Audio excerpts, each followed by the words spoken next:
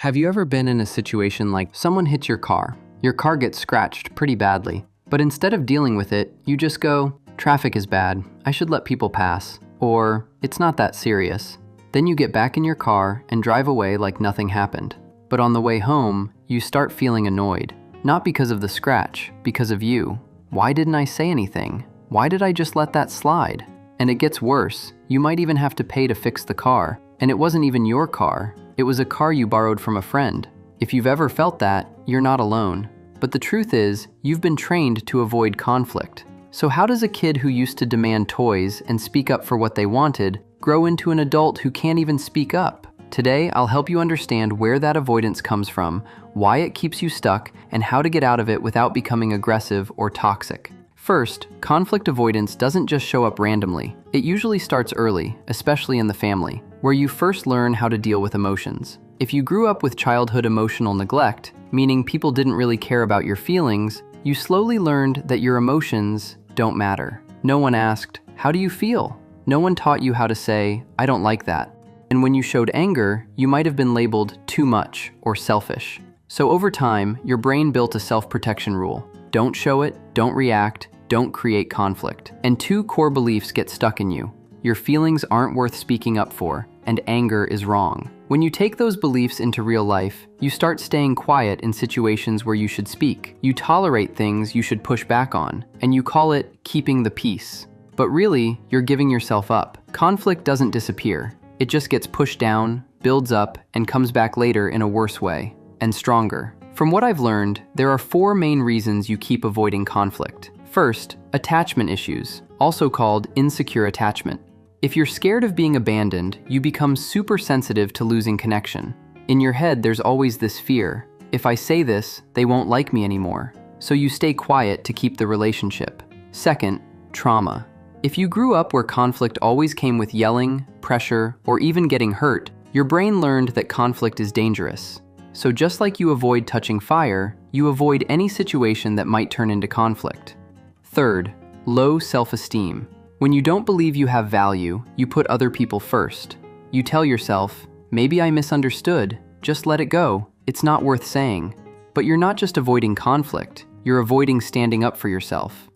And last, people-pleasing. You want to be accepted. You want to be liked. You don't want to make anyone uncomfortable. So you swallow your feelings. It sounds nice, but over time, you become someone everyone feels comfortable with, except you. If we look at behavior, conflict-avoidant people have clear signs. You avoid serious talks. You don't say what you really think. You pretend everything is fine. When the conversation gets tense, you change the topic or laugh it off. You always try to be the chill guy in the group. And the worst part? You don't even disagree when you know the other person is wrong. Over time, people get used to it. They get used to you not having boundaries. They get used to crossing your limits. Psychologist Jonice Webb says that in conflict, people usually react in 4 ways. Avoid by quietly agreeing. You say, "Okay," even though you're not okay. Avoid by ignoring. You pretend the problem doesn't exist. Aggressive. You fight back, argue, raise your voice to prove you're right. Assertive. You stay calm, clear, and respectful to yourself and the other person. When you avoid, you lose control of the situation. When you're aggressive, you create more conflict but don't fix the real problem. Both ways drain you. And the root problem is we were taught that conflict is bad and should be avoided. But conflict is just a difference that hasn't been dealt with yet. Conflict itself isn't bad. How you handle it decides the outcome. The damage from avoiding conflict doesn't show up immediately, but you'll see it over time. You start feeling stressed even when things look calm on the outside. You push down emotions and they don't disappear. They build into frustration, irritation, and even mental burnout. Your relationships feel less real because you're never fully yourself. And at home or at work, problems don't get solved. They get delayed again and again. Avoiding conflict gives you quiet for a moment, but it costs you long-term. You don't explode right away, but you slowly wear down. And one day, when everything finally piles up, it can be even worse than if you were aggressive from the start. So what's the solution?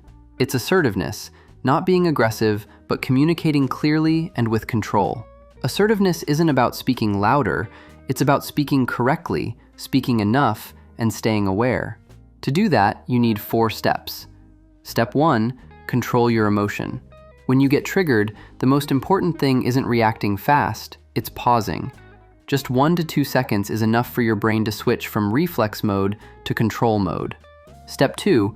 Read the situation. Is the other person actually attacking you, or are they just being insensitive? Those are 2 different situations, and they need 2 different responses. Step 3. Plan your response. You don't have to speak perfectly, but you do need to be clear. You don't accept unfair blame, but you also don't turn into an aggressive person. Step 4. Say it. Short, direct, and respectful. Example: if a coworker says, "Why is something this easy taking so long?" Your first reaction might be annoyance or defensiveness. But instead of reacting right away, pause for a second. Notice your emotion, but don't let it drive you. Think, maybe they're just impatient, not personally attacking you. Then you say, "I'm on schedule. If you need it faster, I can reprioritize." That answer isn't weak, it isn't aggressive, and it's clear about boundaries. The truth is, you're not scared of conflict. You're scared of losing control when conflict happens. But avoiding conflict doesn't make you safer. It just makes you quieter, smaller, and easier to hurt. Assertiveness won't make you perfect overnight, but it helps you keep something important: yourself. And a lot of people lose that without noticing. That's everything I've put together from many sources. What about you? Do you think you're the avoidant type, the aggressive type, or are you learning to be assertive? Tell me in the comments. Paw signing out. Stay sharp, stay weird.